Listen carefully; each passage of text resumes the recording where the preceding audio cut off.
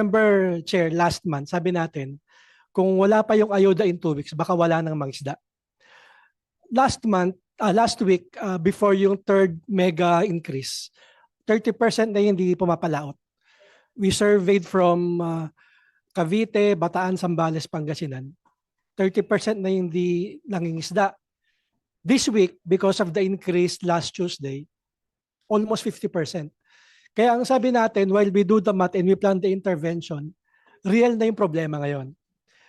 We don't see them sa palengke because may mga catch pa yung commercial. Yung marginal fishers, doon sa nakakapalaot pa, ang nakukuha nila is between 5 to 10 kilos na lang kasi they cannot go far. Times 3 ang crudo, remember, 53 nagsimula before the crisis, 170 ngayon. So it's times 3.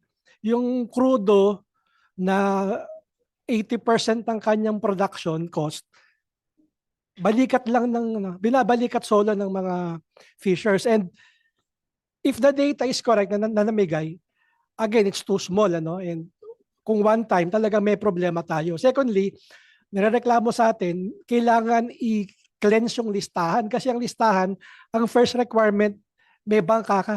Hindi naman lahat may bangka. So may problema na kaagad dun sa mabibigan dahil hindi lahat may bangka. So kung tataas pa uli ang fuel next month, next week, baka yung 50%, madagdagan pa. So ito is right here, right now. We don't plan it for next week. We don't plan it for May. We don't plan it for June. Ngayon na. Otherwise, ayaw naman nating sabihin, pakunti yung marginal fishers na nangingisda. And we don't see them kasi nandiyan ang commercial, nandiyan ang imported. So again, baka sabihin ng NEDA, sige, let's just import. Pero that's another matter.